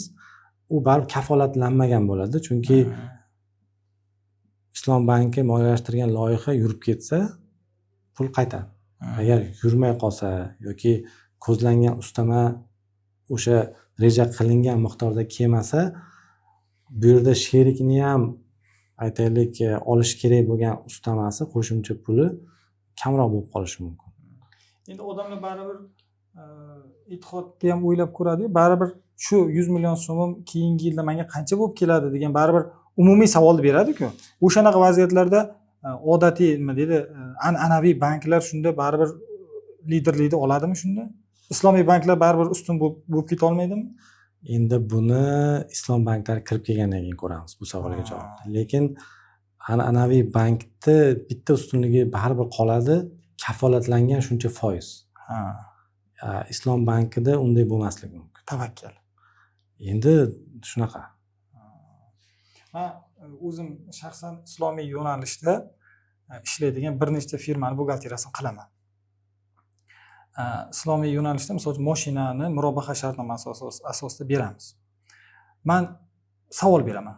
Bir odamga 100 million so'mlik mashinani ustiga aniq ustama summasini ko'rsatib, unga mashinani murobaha shartnomasi asosida beramiz va uni nomiga to'g'ridan-to'g'ri rasmiylashtirib beramiz. U odam qo'lida grafik bilan ketadi. O'sha grafik endi baribir buxgalteriya bo'lim bo'lganimiz uchun bizga keladi. Biz unga provodka qilishimiz kerak, uni solig'ini hisoblab byudjetga to'lab berishimiz kerak. O'shanaqa paytlarda men o'zimga o'zim savol beraman. Shu murobaha shartnomasi asosida men olgan bo'larmidim? O'zimga o'zim ichki savol beraman-da, yo'q olmasdim deyman. Murobaha, men o'zi islomiy yo'nalishdagi berilgan kreditlar odatda qimmat. Qimmat deganim endi so'zini noto'g'ri ishlatgan bo'lishim mumkin, odamga qimmatga tushadi. Siz bu uchun hozir bilasizmi, ba'zi bir kuzatuvchilar tomonidan toshbo'ron bo'lishingiz mumkin-da. Endi haqiqatda bor, summada haqiqat. Men shu narsani olib chiqdim. Instagramda xuddi shu mavzuni olib chiqdim. Islom moliyasi hozirgi kunda islom moliyasi kirib keladi deganda juda ko'p aholi yana o'sha moliyaviy savodxonlik sababli foizsiz deganda tekin deb o'ylayapti. Ya'ni 100 millionni 100 millionga olaman deb o'ylayapti. Ha, shunday deb o'ylayapti. Lekin u hech qachon unday bo'lmaydi. U traditsion an'anaviy bankdan qimmat bo'lsa bo'ladiki, arzon bo'lmaydi va uni bir nechta sabablari bor. Uni aytaylik, birinchisi o'sha murabahada birinchi sizni tashkilot sotib oldi, keyin uni sotdi. Elementar olib qarasangiz, hozir qancha bitta mashina olib sotdi? 1000 dollarmi? Bir mashinani olib sotish notarius xarajatlari taxminan 1,5 millionlar bo'ladi. Yangi mashinani. Endi umuman sizdan menga mashina sotib olsak 1,5 million notarius xarajati bor. Notariusdan keyin GAIga borasiz, nomer olasiz. GAIning xarajatlari 6 millionga yaqin. Ha, endi shu 6 million plus notarius 1,5 million. Traditsion bankda shu bilan ish tugadi.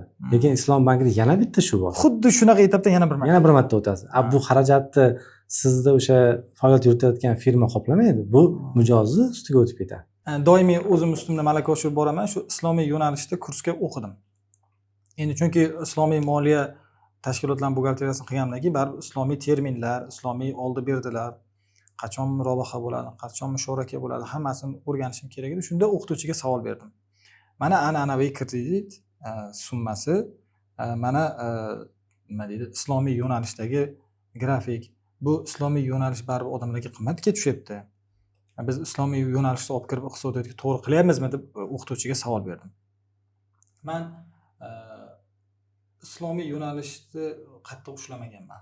Men traditsion, ya'ni an'anaviy balans bank kreditlarini ham tarafdori emasman. Men endi buxgalteriya bo'lganim uchun men neytral qarayman. Odamlar shu narsani tanlarmikan?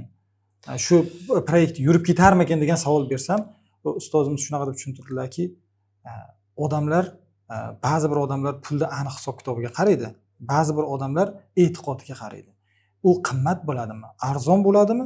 Hozir shu yo'nalishga ehtiyoj bor. O'zbekiston bu yo'nalishda ham tanlovchilar bor.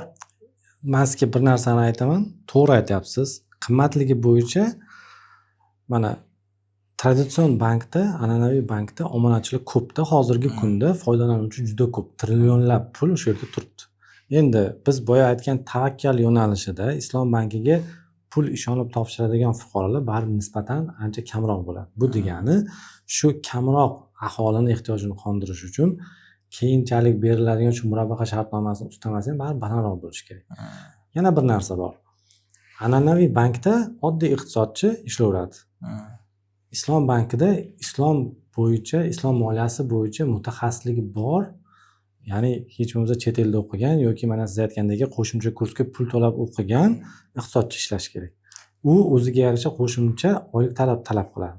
Traditsion banker o'rtacha oyligi aytaylik 15 million bo'lsa, bu qimmatroq oylik so'raydi. u tabiiy narsa, bozor shu narsani talab qiladi. Keyin har bitta Islom banki bo'yicha men ozgina endi men ham mutaxassis emasman, ozgina shu o'rganish o'tkazganimda ularda shariat bo'yicha har birida komitet bor.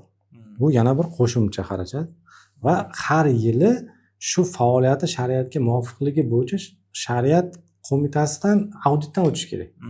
U audit ham baribir qo'shimcha mutaxassis, qo'shimcha o'rganish, qo'shimcha ish kuchi va qo'shimcha xarajat. Bu bir nechta sabablar borda.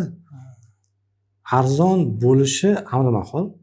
Siz aytganingizdek qimmat bo'lishi qimmat bo'ladi, lekin ikkinchi tarafki shu moliyaviy Islom bankini moliyaviy produktlarini taqdim qiladigan bank yoki keyinchalik shu tashkilot mikromoliya bo'ladimi, boshqa bo'ladimi, odamlarning e'tiqodini suiiste'mol qilmasligi kerakda.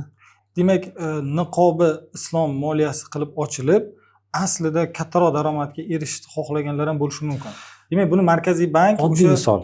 Markaziy bank buni nazorat qilish kerak. Oddiy misol nasiya savdo.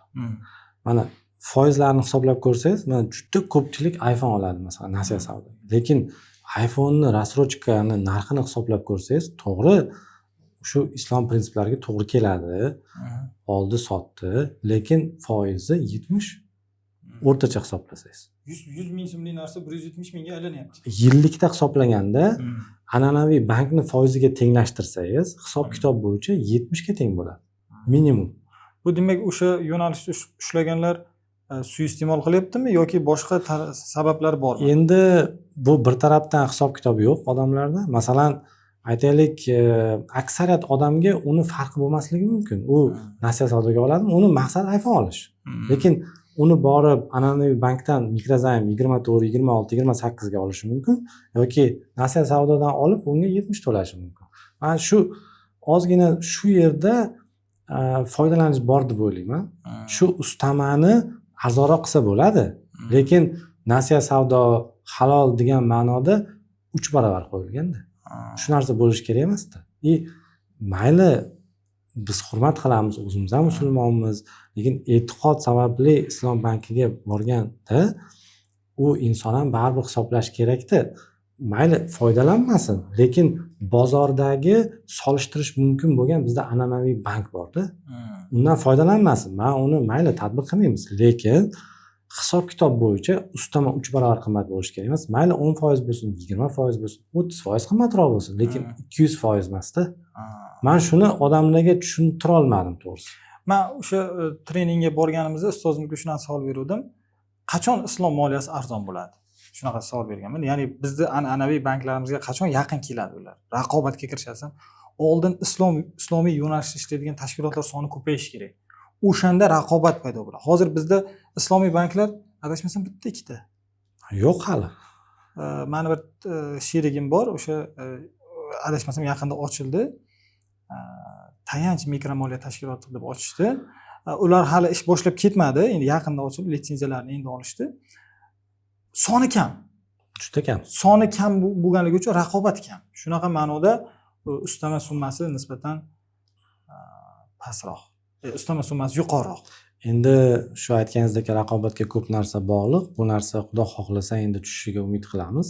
Ustamalar an'anaviy banklarni qo'yilayotgan foizlariga yaqinlashib, raqobat bardosh ham bo'ladi, e'tiqodga mos ham bo'ladi Xudo xohlasa, lekin baribir hammasini tagida o'sha mahsulotdan foydalanayotgan tadbirkor bo'ladimi, fuqaro bo'ladimi, hisob-kitob va moliyaviy savodlik bo'lishi kerak.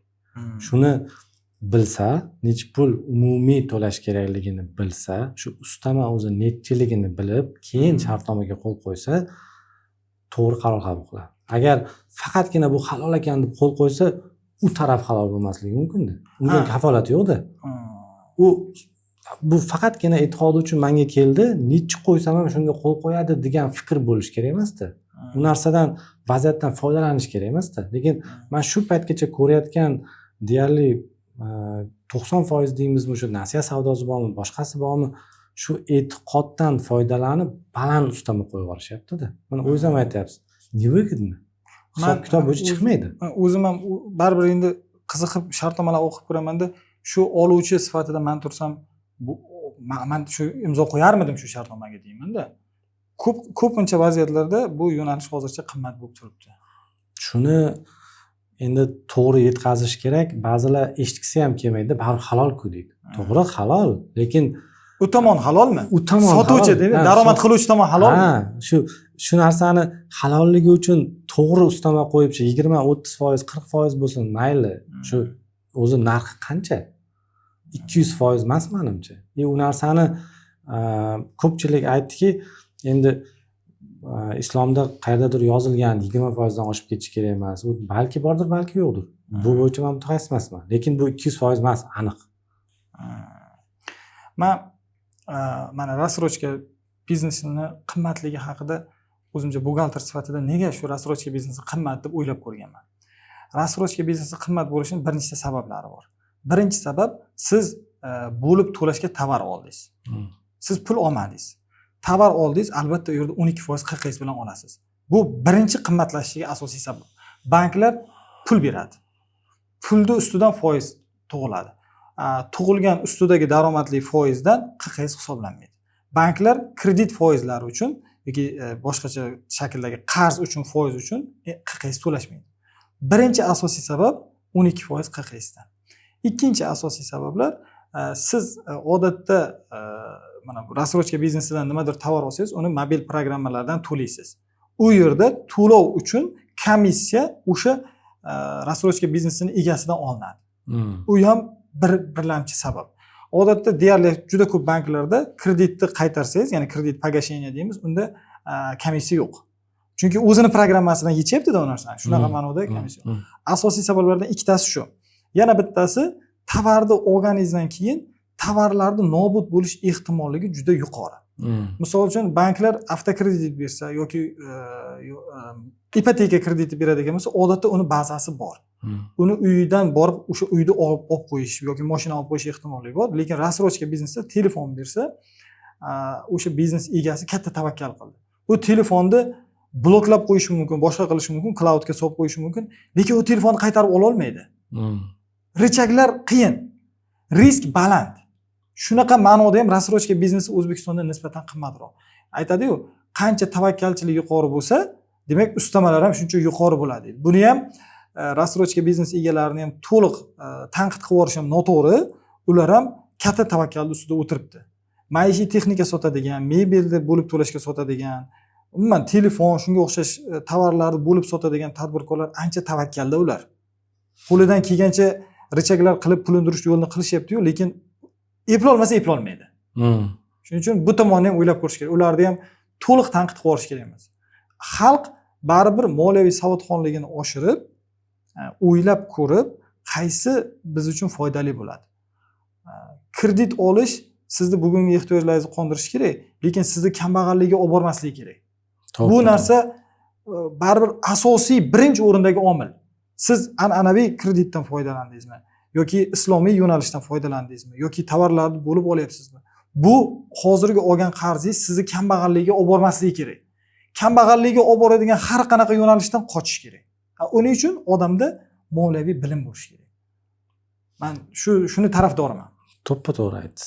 Moliyaviy bilim, men o'zim shu moliyaviy savodxonlik bo'yicha blog yurityapman, ko'ryapmanki, oddiy narsalarni ham bizni ko'p fuqarolarimiz bilmaydi-da.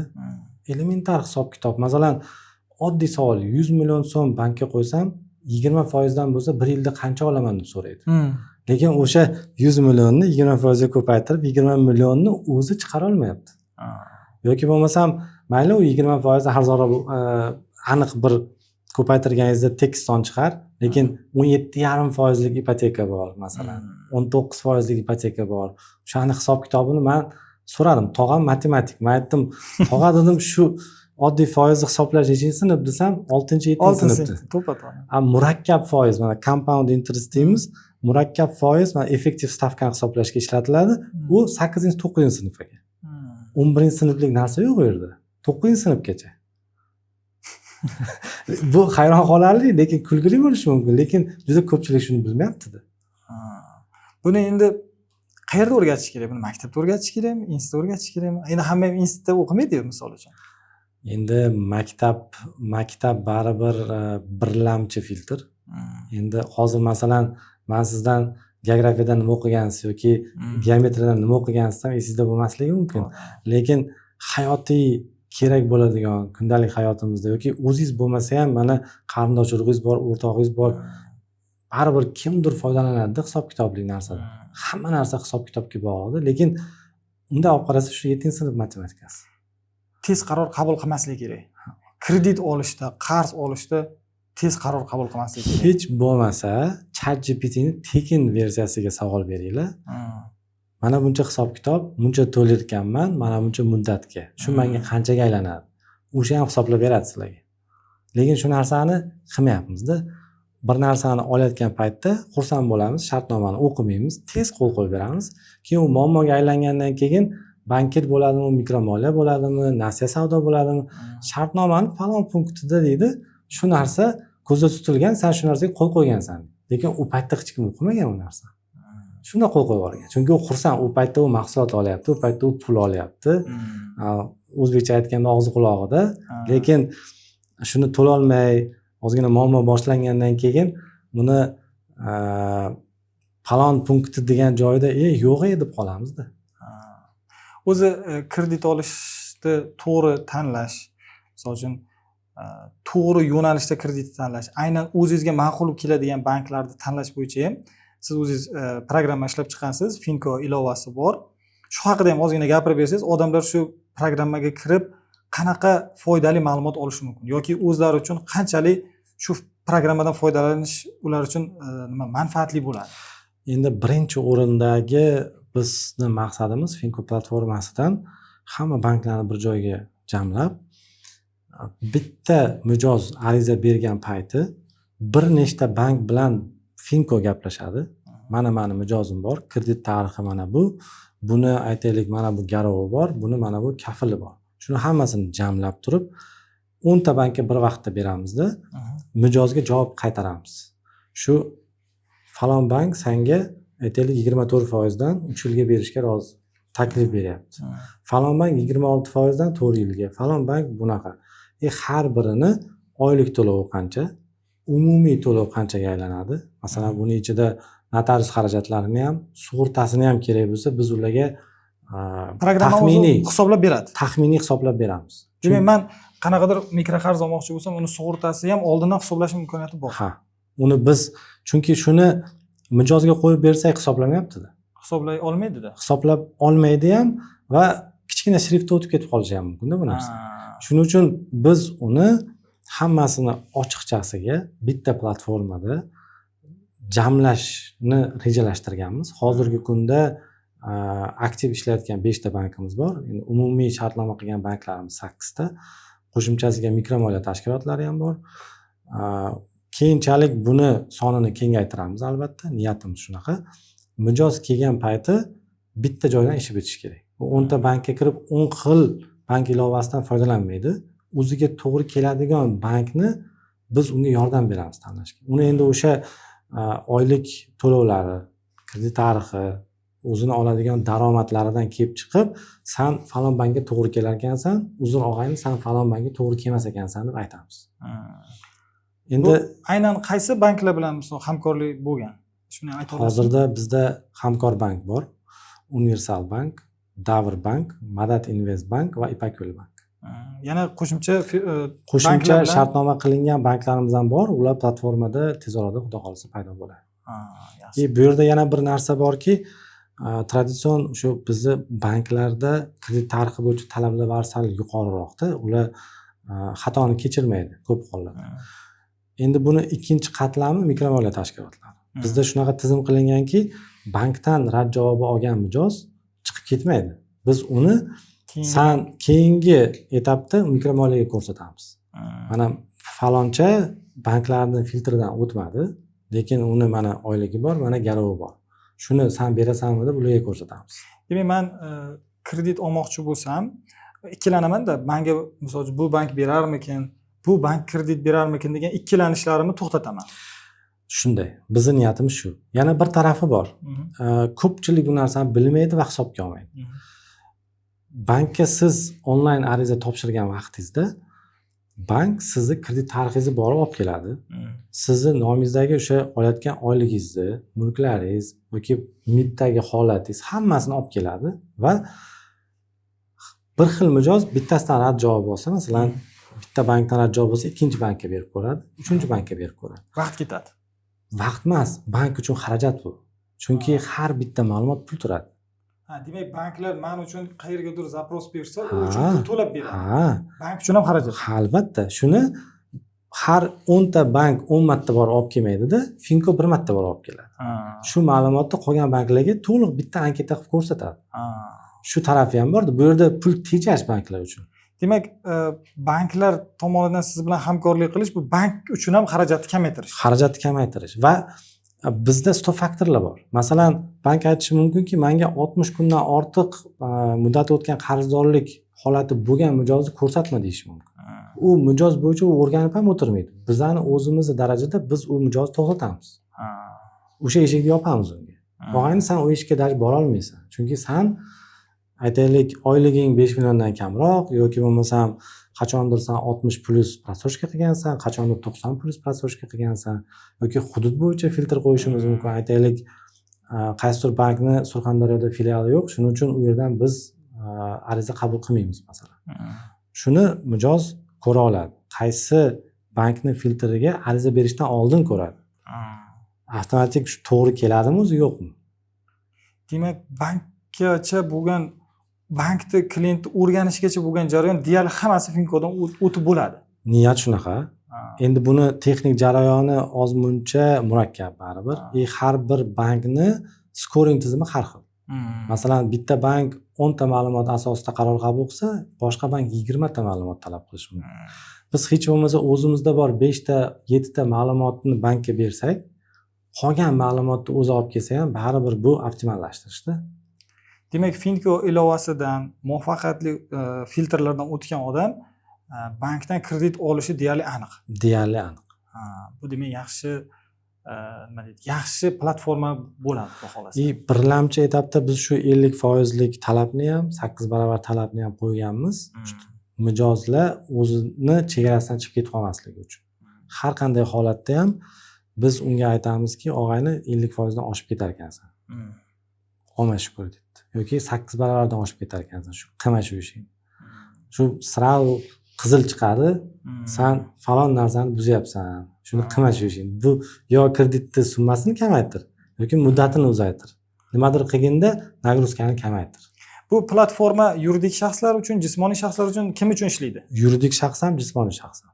Bu platformada ishlash uchun elektron kalit kerakmi, One ID kerakmi, nima kerak? Shuni ham aytib o'tsangiz. Ilova orqali Face ID ni qo'yganmiz. Face ID orqali avtorizatsiyadan o'tadi va One ID orqali ruxsat berish kerak. Finko shaxsiy ma'lumotlarni qayta ishlash uchun. Yuridik mijozlar to'g'ridan to'g'ri elektron kalit orqali bu platformadan foydalanishi mumkin. Va men o'zim endi ko'proq kooperativ kreditowaniyada ishlaganim uchun kooperativ mijozni anketasini yazash kerak-da bankka kelgan paytda. Shu aytaylik, filialga kelgan mijoz respublikadan ruxsat olish kerak bo'lsa, 2-3 varaqlik shu mijoz haqidagi ma'lumotni qaysidir xodim qo'lda yozadi-da.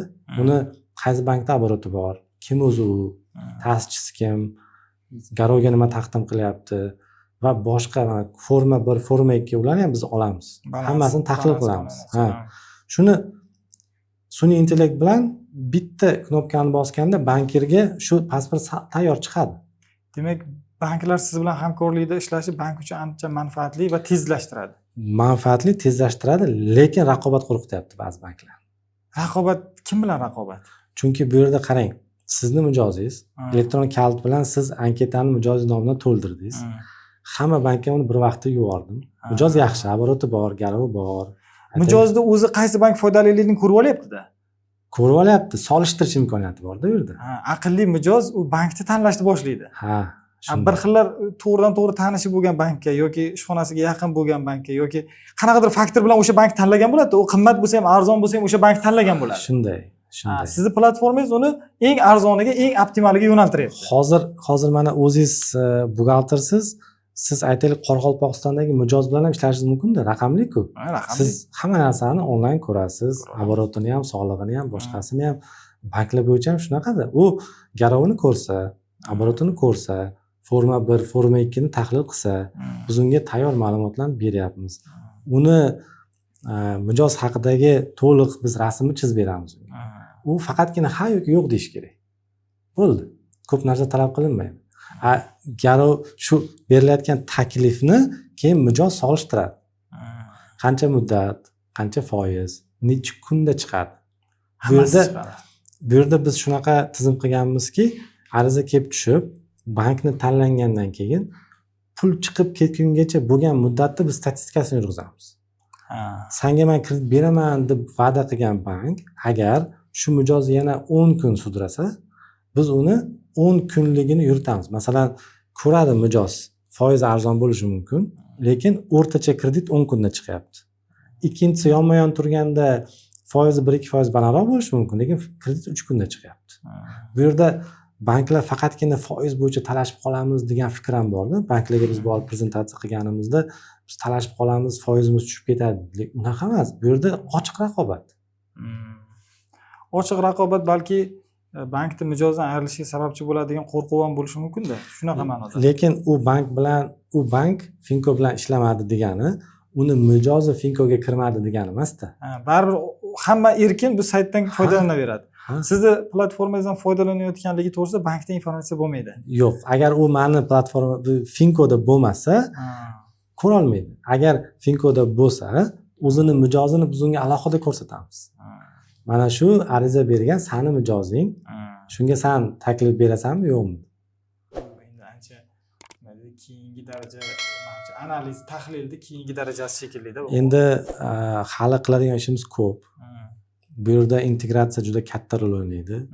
Bu yerda shu boya aytganimizdagi bu yangilik bo'lgani uchun ba'zi bir qonunchilik talablariga yoki bir know-how yoki yangi innovatsiya bo'lgani uchun ham qaysidir joylarda tegib ketgan joylari bor.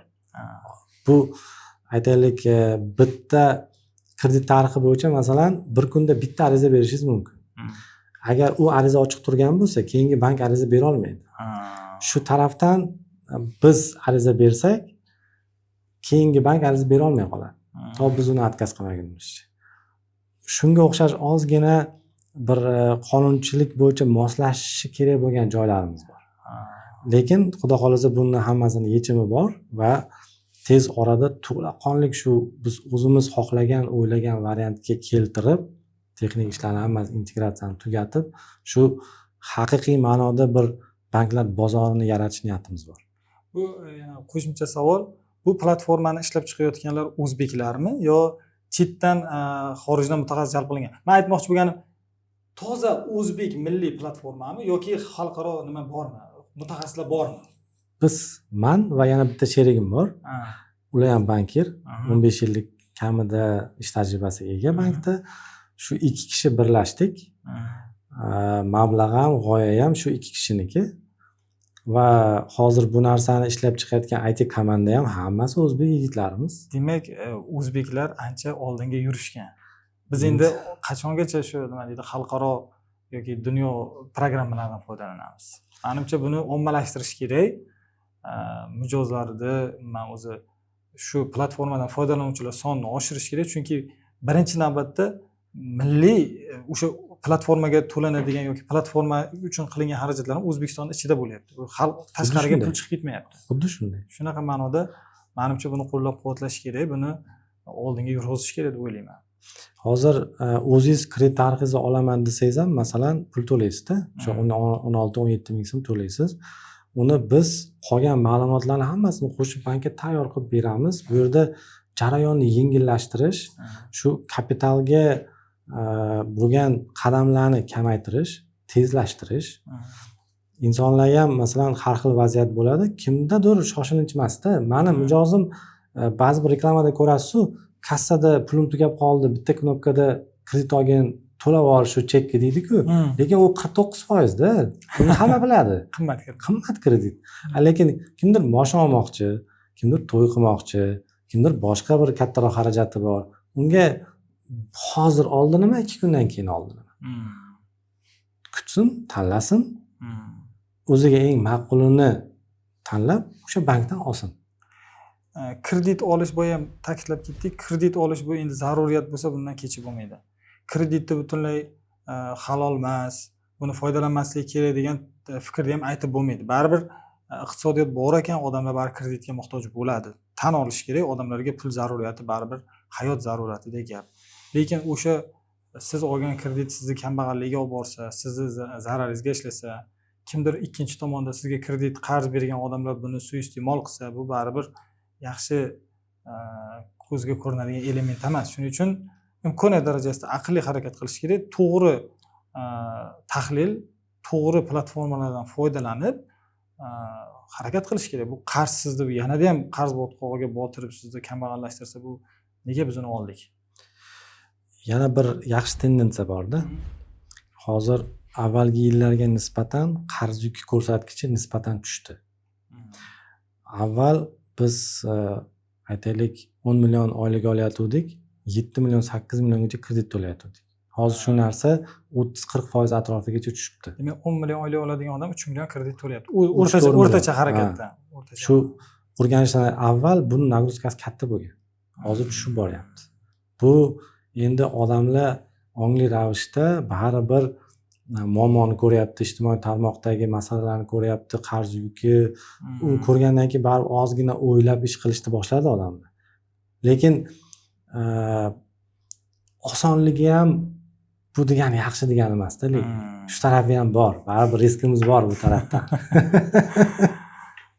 Men juda ham xursand bo'ldim shunaqa platforma ishlab chiqilganini.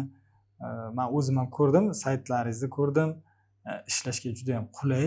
Endi faqat buni ommalashtirish kerak. Odamlarga buni yetkazish kerak. Ma'lumot sifatida yetkazish kerak. Baribir endi sizdan bu narsa kuchli mehnat talab qiladi. Charchab qolmang aka, endi sizga kuch-quvvat bersin Xudo. Endi 1,5 yildan beri shunisiz ishlayapmiz. IT komanda 1 yildan beri har kuni aloqadamiz. Endi bu yog'iga faqat olg'a, gazdan oyog'ini olib bo'lmaydi endi. Faqat bosishimiz kerak. Aka kuch-quvvat tilayman, charchamang.